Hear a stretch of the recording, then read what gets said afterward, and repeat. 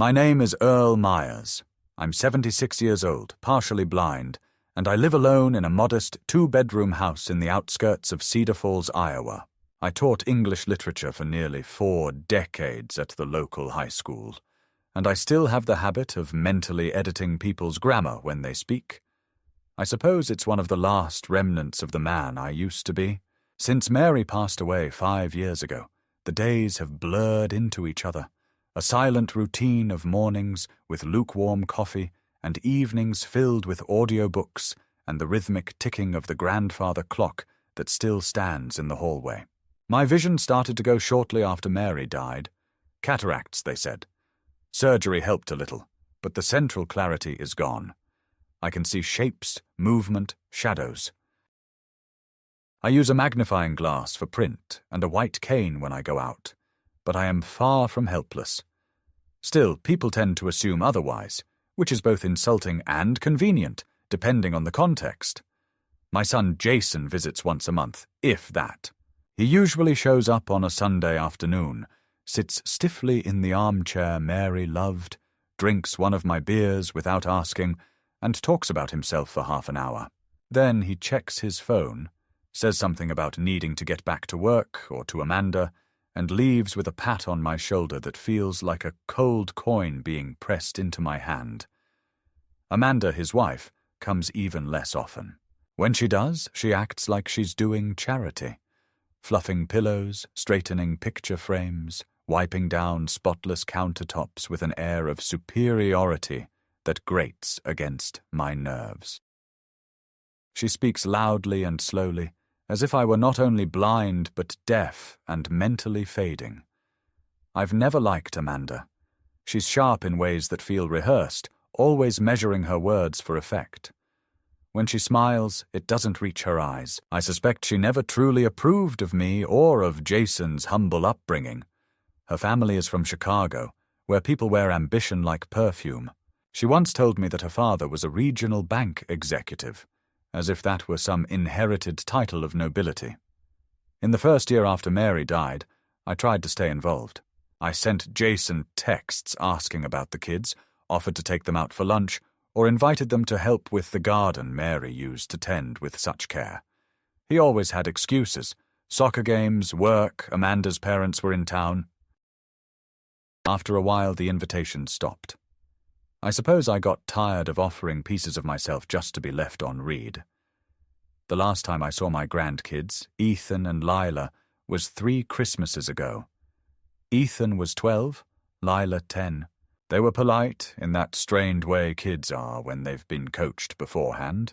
They brought me a mug that said, "World's Best Grandpa," and spent the evening staring at their phones, while Amanda sipped wine and criticized the insulation in my house. I remember thinking how Mary would have handled it, probably with grace, offering cookies and ignoring the insults. I, on the other hand, just sat there, wondering when I had become a guest in my own home. There's something uniquely cruel about growing old in America. You don't just age, you vanish. Your worth fades with your productivity, and if you're lucky, you become a quaint memory. If not, a burden. I never imagined this life for myself. Mary and I had plans. We were going to travel after retirement, see the Grand Canyon, visit her sister in Oregon, maybe even Europe if her knees allowed it. Instead, a year into retirement, she collapsed while baking peach cobbler. A stroke, the doctor said. Quick and painless. I still remember the smell of cinnamon when I walked into the kitchen and found her. The bowl had tipped over. Flour was scattered like snow over the floor, and she lay in the middle of it, peaceful as if sleeping. I sat next to her body for hours before calling anyone. I didn't cry then. That came later, in pieces. I talk to her sometimes, quietly, when I think no one is around to hear. I tell her about the weather, the progress of the rose bush she planted, how I miss the sound of her humming when she watered the plants. I keep her photo on the mantel, her graduation portrait, not the older ones. She always hated how she looked in later years, though I thought her more beautiful with every passing decade. There's a kind of stillness in my house now, Not the comforting silence we once shared, but the absence of life itself. I fill it with background noise, the radio, classical music, old recordings of Mary reading poetry aloud. Her voice was steady, clear, with a warmth that made even frost sound like a lullaby. My health is stable. Aside from my eyesight, I manage well. I cook, I clean, I take my pills on time. Once a week, I walk to the corner store with my cane, nod at neighbors who never remember my name, and buy what I need. I don't like to ask for help. Maybe that's pride or fear, or both. Mary used to say I was stubborn. She wasn't wrong. I have enough savings to live comfortably, though Amanda once asked pointedly if I had considered long-term care options. She phrased it as a question, but the tone was suggestion, and the implication was that I was nearing the expiration date. That was the first time I truly saw her for what she was. Jason just sat there, silent, not defending me, not objecting, just letting the moment slide past like rain off a windshield. I didn't say anything then, but I made a mental note. A month ago, Amanda called unexpectedly. She said she had been reading about state programs that help the elderly reduce property tax burdens. She offered to come by and help me go through some paperwork. Her tone was syrupy, her concern rehearsed. I said I'd think about it. That same week, Jason dropped by with a casserole, Amanda's recipe, bland and underseasoned. He sat with me for 15 minutes and mentioned, offhandedly, that Amanda was really good with legal stuff, and that I should let her help. I nodded, but I didn't commit. Something in my gut felt off. The following Sunday, Amanda arrived uninvited, wearing perfume too strong for my sensitive nose and carrying a stack of folders. She hugged me as if she hadn't ignored my existence for a year, and sat down at the kitchen table like she owned the place. She began explaining how these documents would help protect my estate, ensure my legacy, and reduce future confusion. Her voice was smooth, like a commercial. I asked if I could have time to read them. She looked at me with a tilted head and a rehearsed chuckle. "Oh, Earl, I thought your vision. Never mind. I'll just read them to you." That was the moment I knew. She didn't think I could see. She thought I was blind enough, gullible enough, to sign whatever she put in front of me. I told her I trusted her, asked her to leave the papers with me overnight. She seemed disappointed, but covered it with a smile. "Of course," she said. "Take all the time you need. We just want to help." When she left, I didn't touch the papers immediately. I sat for an hour, listening to the slow tick of the clock, to the silence pressing in from every corner. Then I fetched the magnifying glass Mary had once used for her needlepoint, turned on the strongest lamp in the house, and started reading, line by line. I sat at the kitchen table, the magnifying glass clenched in my right hand, its brass handle warm from the heat of the lamp, and I slowly, deliberately, began deciphering the stack of documents Amanda had left behind. The print was dense, written in that deliberately convoluted legal language designed to make ordinary people feel small and incapable. But I wasn't ordinary, not in that way. I had spent my entire life reading between the lines, of novels, of student essays, of policy memos, and bureaucratic doublespeak. I might be half blind, but I wasn't stupid, and I certainly wasn't going to be tricked by a woman who thought that a little perfume and a patronizing tone could replace honesty. As I moved from one page to the next, I began to see it, clearly, frighteningly. These weren't tax forms. They weren't standard estate planning tools. What Amanda had brought me was something altogether different.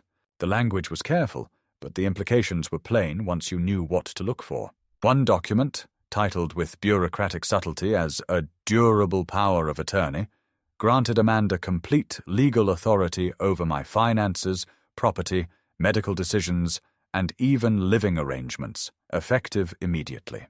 Another form, presented as a property transfer and survivorship agreement, would have placed the deed to my house entirely in her name, retroactive to the date of Mary's death.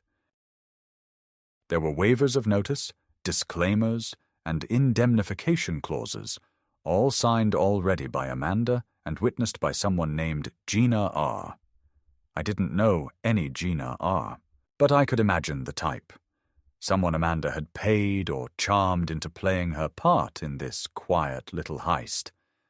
The worst part? Every page assumed I wouldn't read a word, that I would sit, smile, and sign, blind and compliant. The rage that boiled in my chest was slow and quiet, not the explosive kind of anger that drives fists through walls, but the cold, sharp sort that freezes a man's spine and keeps him up at night. I felt violated, not only by the documents themselves, but by the assumption underneath them. Amanda saw me as useless, voiceless, finished, and my son, my only child, had sat silently by while she made these plans. That was the deeper betrayal. Not the papers, not the schemes, but Jason's silence. I imagined their conversations behind closed doors, Amanda laying out the strategy like some corporate merger, Jason nodding along, too weak or too indifferent to object. I didn't sleep that night. Instead, I laid the papers out across the kitchen table and read them again, slowly, thoroughly, making notes in the margins with a pen I hadn't used since Mary passed. By morning, I had a full understanding of the trap Amanda had set for me. But I didn't call Jason. I didn't confront Amanda, not yet. Something in me, an instinct perhaps born from decades of teaching rebellious teenagers, told me to wait, to plan, to give them just enough rope to hang themselves. And so I placed the documents neatly back in the folder, clipped them shut, and returned them to the drawer where Amanda had placed them, undisturbed. I even left a sticky note on top that read, "Thanks for helping. We'll review soon." The following weekend, Jason called. "Hey, Dad, Amanda said she dropped off some paperwork. Just checking in. Need help with anything?" His voice was light, casual, like he hadn't conspired to strip me of my autonomy. "No, I'm looking them over. Appreciate you two thinking of me." I replied, my tone equally light. There was a pause. "You sure? Amanda can swing by again if it's too much to read." "I'll manage," I said. And that was that. The conversation lasted under 2 minutes. Over the next few days, Amanda texted me twice. The first message said, "Hi, Earl. Just wondering if you had a chance to go over the paperwork. Let me know if you have any questions. Jason and I are here for you." The smiley face felt like a slap. The second message, 2 days later, was more direct. "We need to file some of the documents before the end of the month to meet the deadline for tax processing. It would really help if you could sign, and we'll take care of the rest." I didn't reply to either message. Instead, I scheduled a meeting with a lawyer, an old student of mine named Olivia Navarro, now in her 40s and practicing estate law in town. She had been one of my brightest students, a thoughtful girl who once wrote an essay on Steinbeck that nearly made me cry. When I called her office and introduced myself, she responded warmly, with genuine respect and affection. We arranged to meet the next morning. When I arrived at her office, Olivia greeted me with a hug. "Mr. Myers, or should I say Earl now?" "You've earned it," I replied with a tired smile. I handed her the folder without preamble. "Tell me what you see." She read for nearly 45 minutes, occasionally raising her eyebrows or muttering under her breath. When she finally looked up, her face was tight. "This is no mistake," she said. "These documents are a full legal takeover. If you had signed them, Amanda would have had the right to move you into a nursing facility, sell your home, access all your accounts, and manage your medical treatment. Legally, she would have become you. So I wasn't being paranoid. No, you were being targeted." She leaned forward. "Did you sign anything?" "Not a line." Olivia nodded. Good. I'm going to keep these copies. If you don't mind, I'll make digital versions too, just in case. I left her office with a plan forming in my mind, not of revenge exactly, but of defense. Amanda believed I was a man with no options. I would show her how wrong she was. But not by yelling, not by fighting. I would play the part she had cast for me, the doddering old man, too slow to notice, too blind to read. Let her believe I had fallen for it. Let her think she had won. That way, when the moment came, she wouldn't see it coming. And when it did come, it would not be quiet. I spent the next few weeks preparing the stage. Amanda, sensing my hesitation, redoubled her efforts. She began dropping by unannounced, always with a smile and a plate of something she claimed she had baked just for me. Dry banana bread, gluten-free cookies, even a quiche that tasted like wet cardboard. Each visit followed the same pattern. Small talk, a forced laugh, a patronizing comment about how hard it must be to live alone with my condition, followed by another gentle nudge about the paperwork. She never pushed outright. No, Amanda was far too calculated for that. She employed guilt, subtle pity, and a sugary concern that made my skin crawl. Her eyes always scanned the kitchen counter where I kept the folder, as if expecting it to magically sign itself. I pretended to grow more confused, more passive. I began using the cane more deliberately, fumbling slightly with objects, squinting at labels. Once, I accidentally called her by the wrong name and apologized profusely. She smiled, almost too wide, and said, "That's okay, Earl. It's normal. That's why we're here." She began leaving more papers. Some were just printouts of medical articles about cognitive decline. Others were checklists titled "Signs of Diminishing Capacity," with half the items already mysteriously checked off in blue pen. I said nothing. I watched. Every act of help she performed was another thread in her web, and she thought I was crawling in willingly. Jason, to his credit, seemed uncomfortable. He never came alone anymore, always trailing behind Amanda like a dog too tired to bark. During one visit, I caught him looking at me strangely, as if trying to recognize something familiar and failing.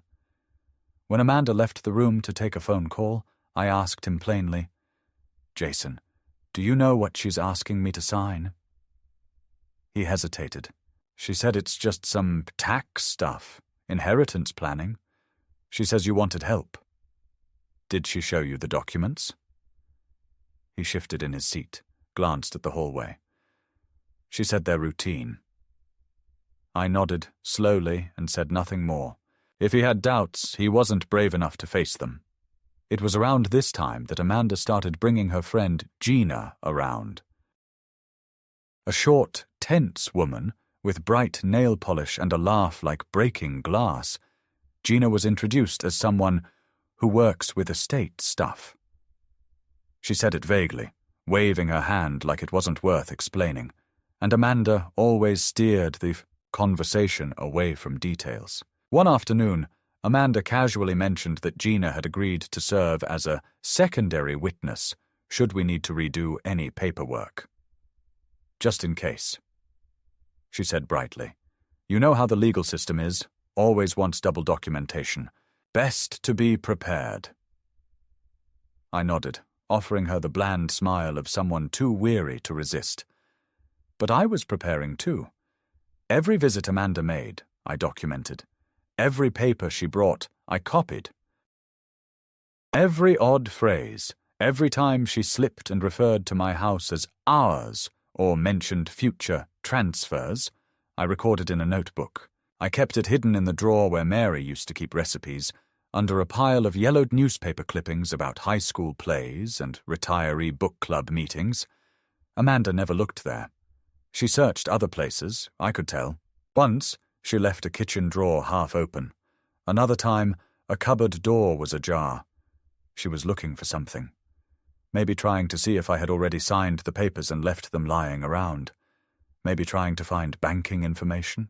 She never said it, but the implication was always there, hovering just beneath her saccharine smiles. She expected me to go quietly.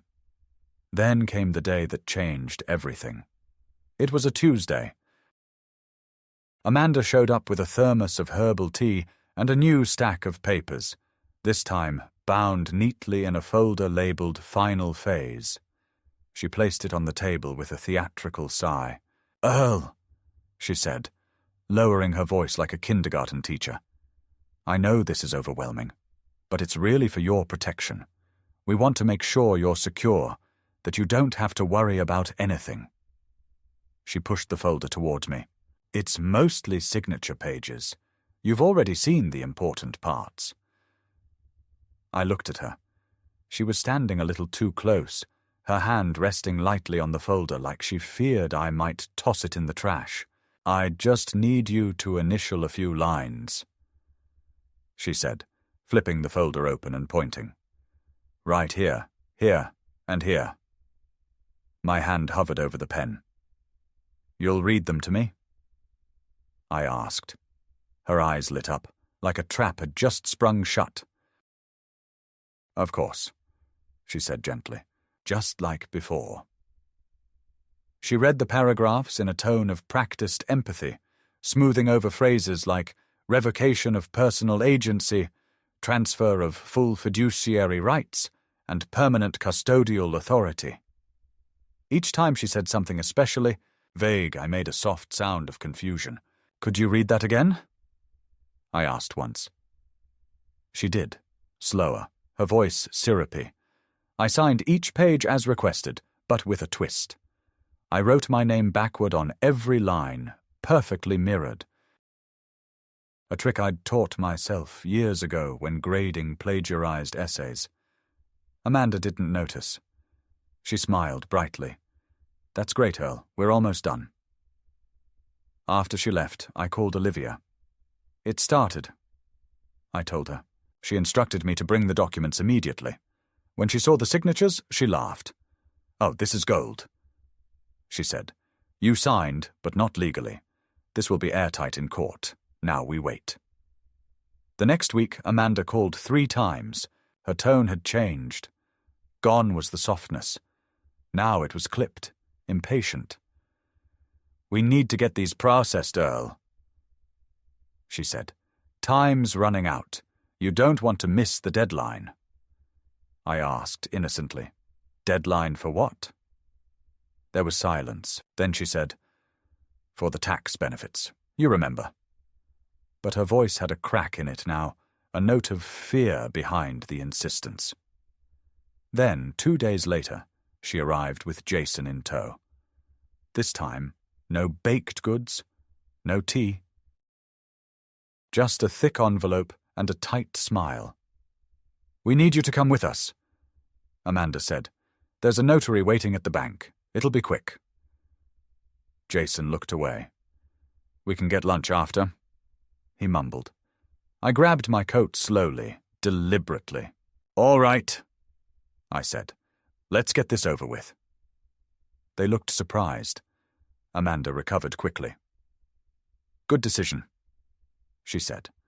At the bank, a young man with slicked-back hair and too much cologne greeted us. "Mr. Myers, pleasure," he said, handing me a clipboard. "Just need a few confirmations." I took the clipboard and flipped through the pages. The font was small, but I could read just enough. They were final transfer documents, everything, house, account access, medical authority, with Amanda's name in bold. I looked at Jason. His eyes flickered. I looked at Amanda. She was smiling too hard. I held the pen, then paused. "Do you have a bathroom?" I asked. "Of course," the notary said. I stood, walked slowly out of the room, and kept walking. Out the bank, down the sidewalk, through the street. I didn't stop until I reached a diner 3 blocks away. I ordered coffee, pulled out my phone, and texted Olivia. It escalated. They tried to have me sign final transfers today. Walked out. Her reply was immediate. Come in tomorrow. We'll file preemptive action. I sipped my coffee, heart still thudding, hands shaking slightly. I had played along long enough. The performance was over. It was time to act. The following morning, I arrived at Olivia's office just after 9. The autumn air sharp against my face, and the coffee I'd drunk earlier sat bitter in my stomach. Olivia was waiting in her office, already reviewing the previous documents Amanda had left me. Her hair was pulled back, glasses perched on her head, eyes sharp with professional focus. I've seen enough, she said before I even sat down. They've crossed into legal misconduct. If we move now, we can take the initiative before they try to involve third parties, which I strongly suspect is their next step. I handed her the latest documents, the ones I had signed with reversed letters. She examined them, then looked up with a slow, satisfied smile. They'll think you've already signed everything. That works to our advantage. What she proposed was deceptively simple. Preemptively file an affidavit stating that I had been subjected to coercive influence, attempted fraud, and was aware of a scheme to transfer assets under false pretenses. She would include notarized statements from me and herself, attach copies of the falsified documents Amanda had left, and initiate a motion to restrict legal access to my estate by anyone but me.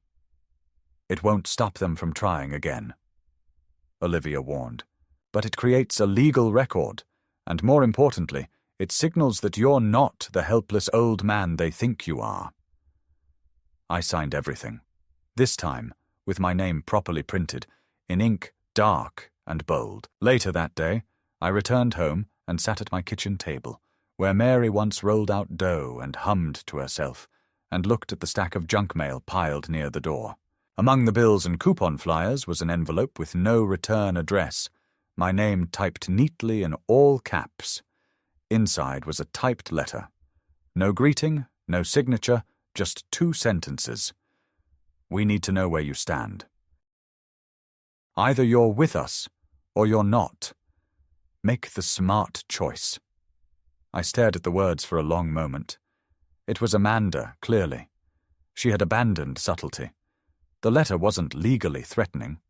It was personal, a message meant to intimidate. Plain and direct. That night I didn't sleep much. I kept picturing Amanda's face as she slid those folders toward me with that cool smile. I thought of Jason sitting there, staring at his phone, a man who once cried when I read him The Velveteen Rabbit, and now couldn't look me in the eye while his wife tried to rob me in slow motion. I wasn't angry anymore. I wasn't even hurt. I was resolved. Something had calcified inside me, something firm and unshakable. They thought they knew who I was, a lonely widower with cloudy eyes and no fight left in him. And maybe that's who I had been, but not anymore. Not after what they'd done. I had nothing left to lose, no spouse, no grandchildren who cared, no illusions about family. What remained was mine, and they would not take it. The next morning, Olivia called with news. They've contacted a lawyer, she said. I just got a message from someone named Calvin Norberg. Claims to be representing Amanda and Jason Myers. He's asking for a meeting to discuss misunderstandings regarding estate planning. I laughed without humor. They're already retreating. Not exactly, Olivia replied. They're trying to preemptively discredit your affidavit. We have to be ready. This could escalate quickly. Let it, I said. Let them try. That weekend, Jason called me directly. Not Amanda, not a text. His voice was subdued, like a man standing in the rain. Dad, he said, can we talk? We are, I replied. Face to face, he added. I can come by alone. Just me. Amanda doesn't know I'm calling. That caught me off guard. I agreed, with one condition. The meeting would happen on neutral ground, Olivia's office. He hesitated, then agreed. He arrived the next day, looking older than I remembered. His face was drawn, and there were lines across his forehead that hadn't been there last year. He sat across from me in Olivia's conference room, fidgeting with his wedding ring.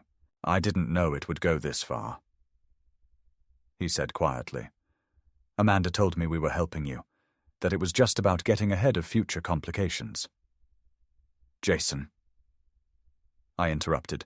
"I read every word. She wasn't helping me. She was burying me alive in paper and signing my life away." He didn't respond immediately, just looked down at his hands. "She said if we didn't act now, the state might step in eventually, that we'd lose everything anyway." I leaned forward. "She's lying to you, son. She's not protecting anyone but herself." "I know," he said at last. "I realized too late, but I didn't stop her. That's on me." There was a long silence. Olivia remained quiet, giving us space. Finally, Jason looked up. "What happens now?" "You get out of the way," I said, "or you go down with her." He nodded slowly. "I won't fight you. I just want this over." "Then step aside," Olivia said, her voice clear and even. "Let the legal process unfold. Tell your lawyer to back off." When he left, I didn't feel better. I just felt heavier, like I had finally put down something I'd been carrying for too long. Jason hadn't defended me, but at least now he wouldn't protect her either. And that changed everything. Amanda no longer had a silent partner. She was exposed. And now the battle was fully mine. The day after Jason left Olivia's office, I expected silence, perhaps a week of tense waiting while they figured out how to regroup, a drawn-out retreat camouflaged as reflection. Instead, Amanda struck back almost immediately. I awoke to a knock on the door, not at the usual hour of polite family visits, but at 7:22 a.m., when the sun had only just begun to bleed pale orange through the frost-tinted windows. When I opened it, a man in a slate-grey suit handed me a large envelope and offered a tight, professional smile that said he was not here to make conversation. "Mr. Myers, service of legal notice," he said. "Have a good day." The moment he turned, the smile vanished.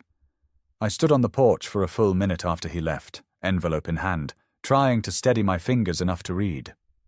It was a petition.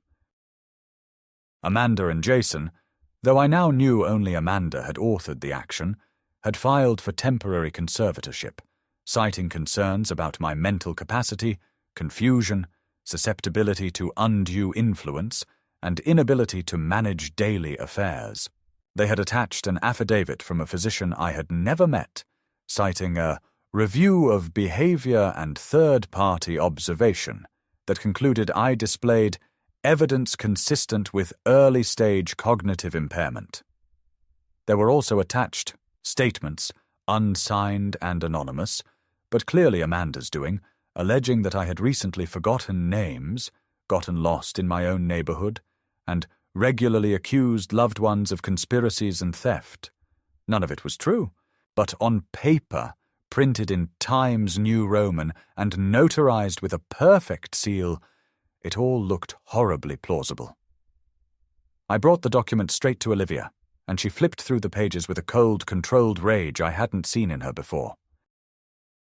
"This is bold," she said, scanning the pages. "But not smart.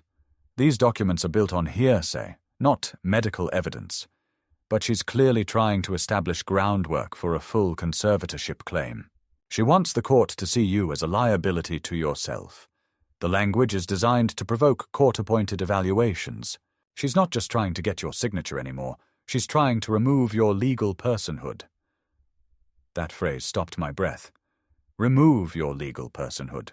The idea that someone, especially Amanda, could turn me into a ward of her care, someone stripped of the right to decide where I lived or how I spent my own money, was beyond infuriating. It was existential. Olivia filed our response within 24 hours. We attached my notarized statement, records of my normal activities, documentation from my bank showing that I had full control of my accounts, and most importantly, an independent medical assessment from Dr. Bernard Lawton, a well-respected geriatric specialist I had seen the previous week. Dr. Lawton's report was unequivocal. Mr. Myers shows no signs of cognitive decline. He is oriented to time, place, and person, and is capable of managing his affairs. Olivia had even had him record a short video statement, which we submitted alongside the paper. In it, he looked straight into the camera and said, "There is no clinical basis for any claim of cognitive impairment in Mr. Myers at this time. Any assertion to the contrary is, to the best of my professional judgment, either a mistake or deliberate misrepresentation." Olivia smiled when we sent that off. "She won't recover from this," she said. But Amanda didn't retreat. Instead, she went public. Not in the media. No, that would have been too dramatic and left her vulnerable to defamation claims. But she went to the neighbors.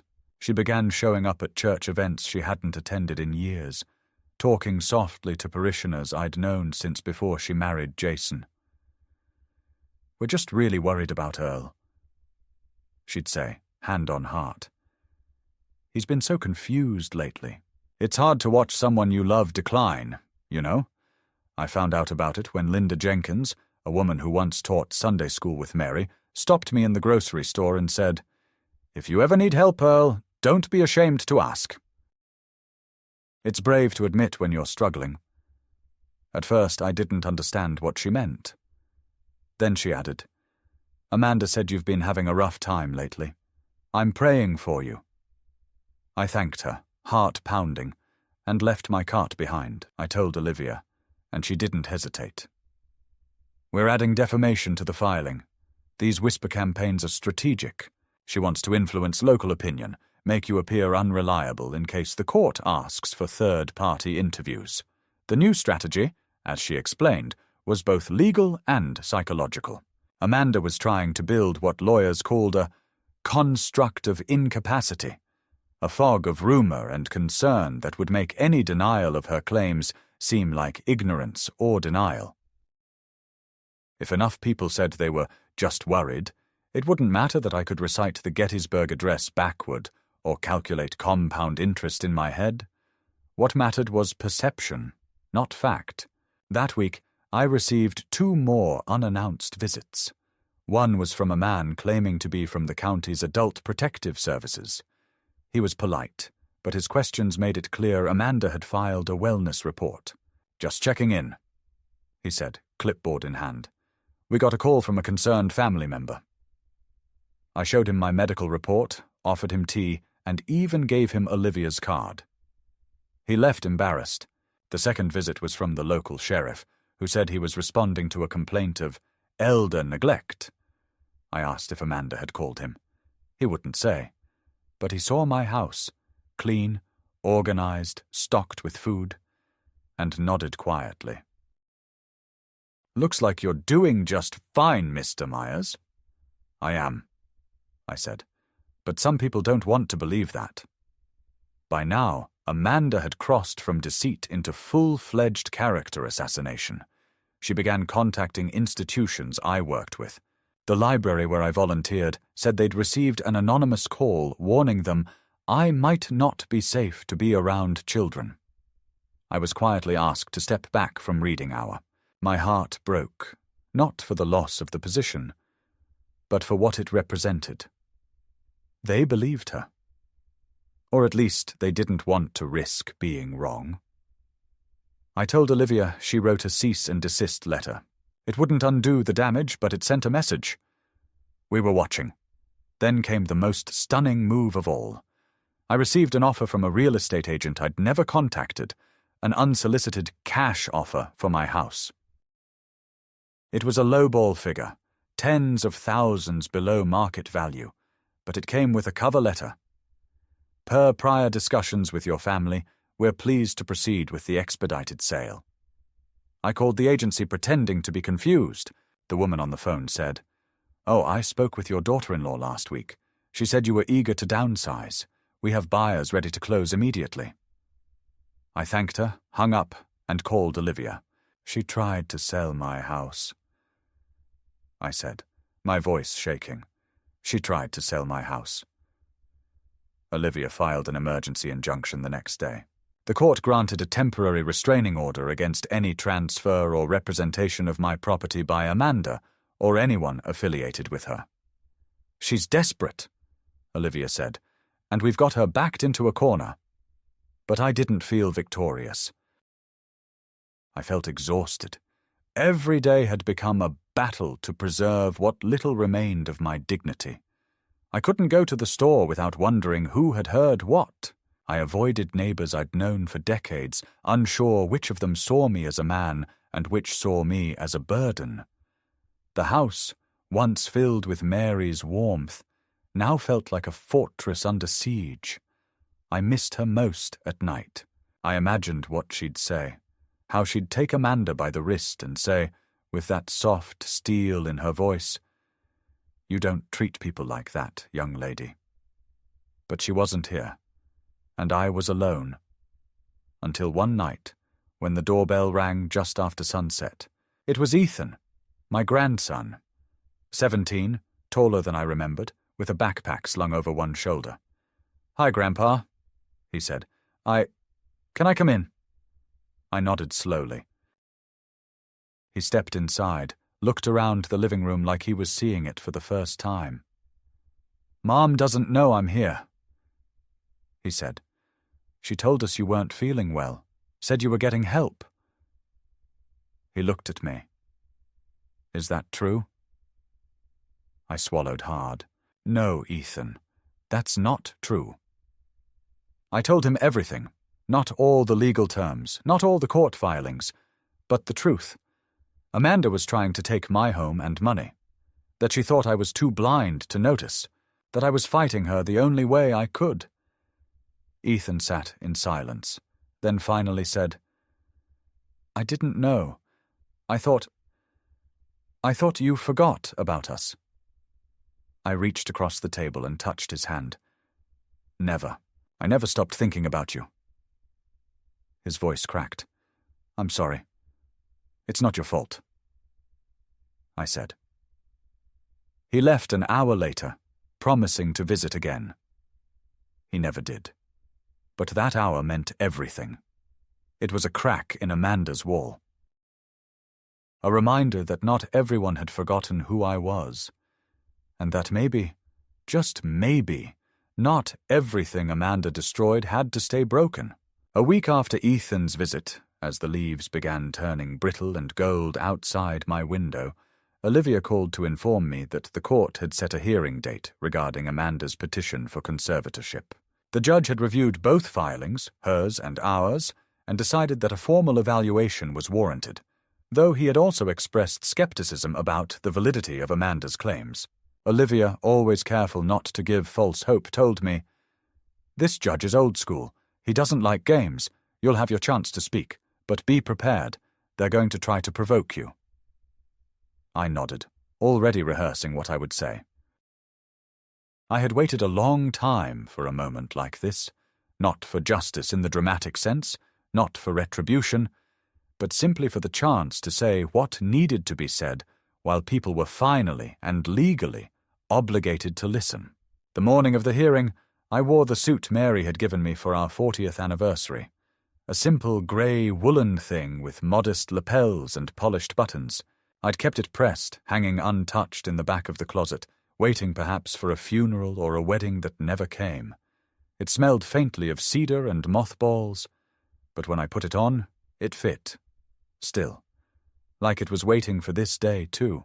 I walked into the courthouse with Olivia by my side, her briefcase under one arm and a calm fury in her step. In the courtroom sat Amanda, flanked by a man I recognized as Calvin Norberg, her lawyer. Jason was not with her. She turned to look at me as I entered, but I didn't return the glance.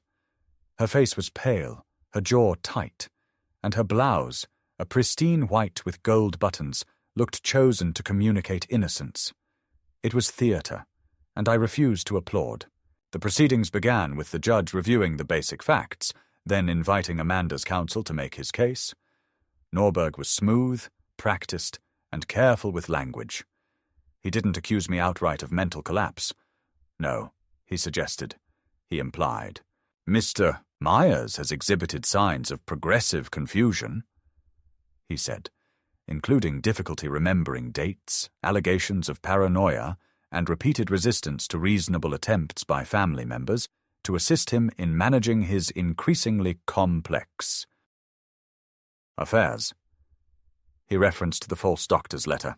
He referenced Amanda's eyewitness account of my so-called outbursts. He even had the gall to suggest I had unintentionally endangered myself by leaving the stove on overnight. An outright lie. He ended his statement with a concerned tone. This is not about control. This is about love. About a family trying to protect its patriarch from the indignities of decline. Olivia stood calmly and dismantled him piece by piece. She began with the falsehoods, presenting the real doctor's evaluation, the video statement, the timeline of Amanda's increasingly aggressive behavior. Then she submitted the voice recordings I had made during Amanda's visits, harmless-sounding chats that, when analyzed closely, were laced with subtle manipulations, coercion, and contradictions. She submitted the letter I'd received with no signature. And finally, she presented the most damning piece, the real estate correspondence from the agency Amanda had contacted to preemptively sell my home. This, Olivia said, holding up the printed offer, was received by Mr. Myers while he still occupied his house, without his knowledge or consent. The agency was told he was downsizing and that the family was handling the transaction. The family in this case being Mrs. Amanda Myers. Olivia let the silence hang after that. It was effective. Then the judge asked to hear from me directly. I stood slowly, gripping the edges of the lectern with steady hands, and cleared my throat. Your Honor, I began, I may be 76 years old, and I may walk slower than I used to. I may need glasses and magnifiers and the occasional reminder of where I left my house keys.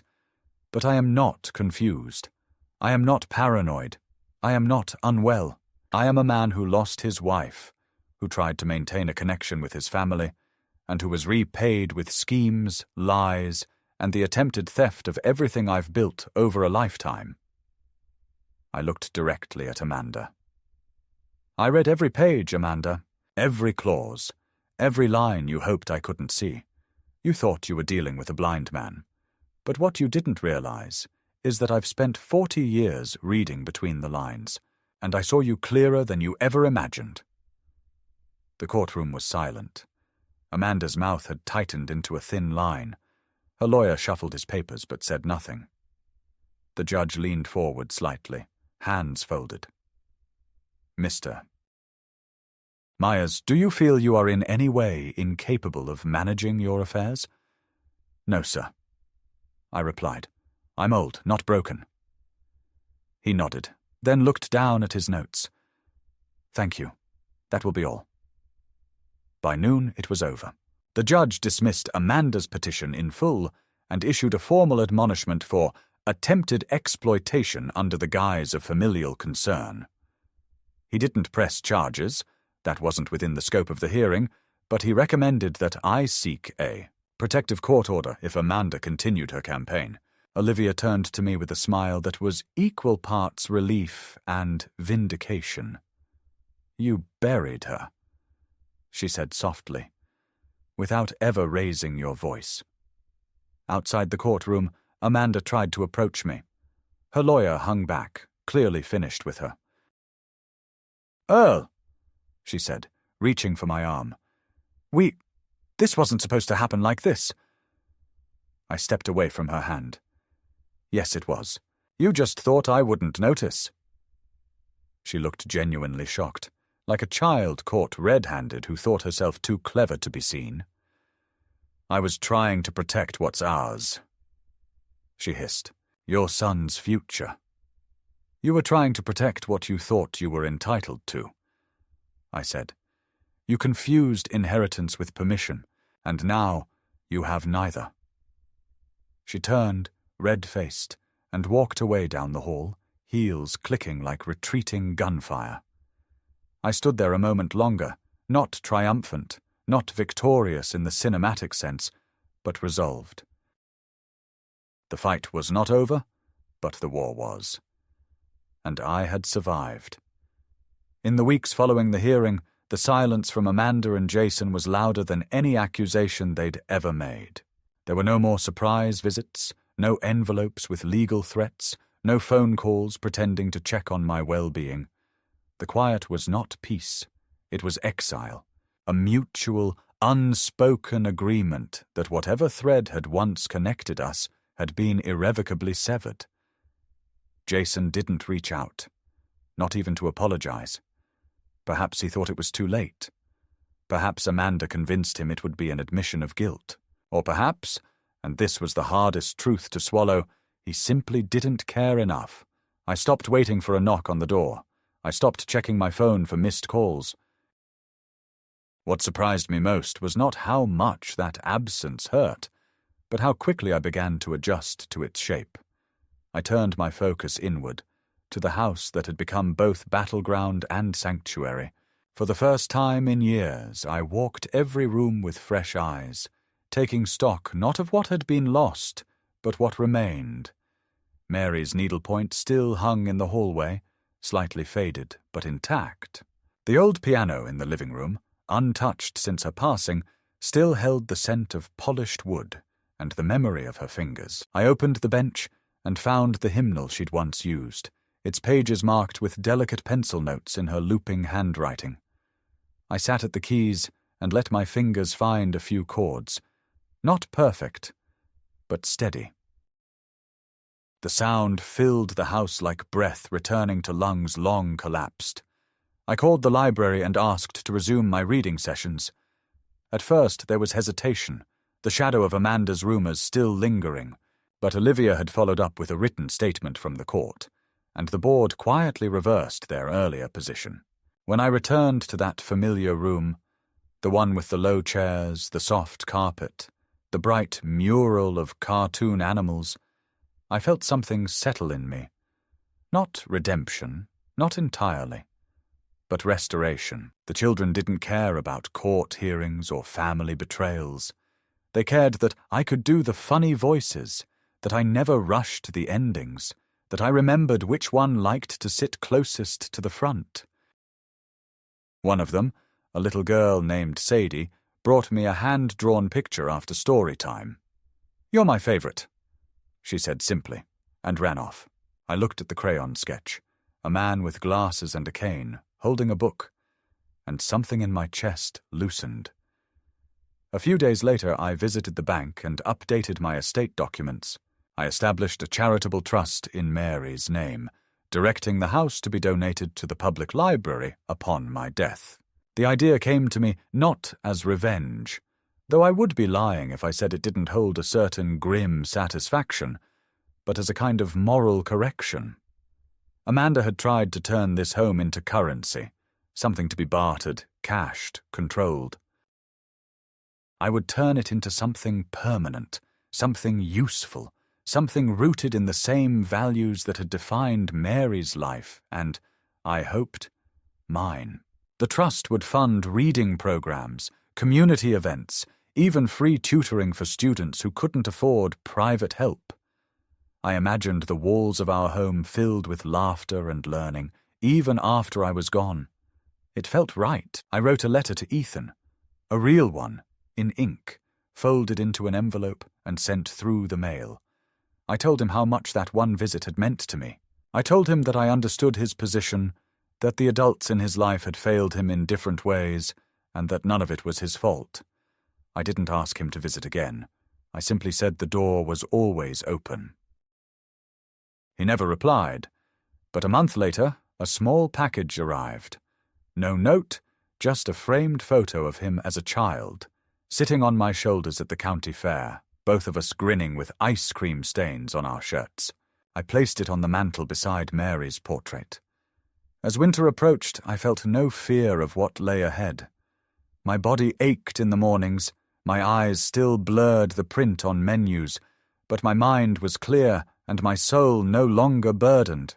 I had faced the most profound betrayal a man can endure, not from strangers or enemies, but from the very people who were supposed to hold him with care. I had been underestimated, manipulated, cast as weak, and I had endured, not through anger or violence, but through patience, strategy, and the quiet strength of truth. On Christmas morning, I made myself pancakes, Mary's recipe, with too much butter and just the right amount of nutmeg. I set the table for one, placed a sprig of holly in a small vase, and turned on the old radio to the station that still played carols.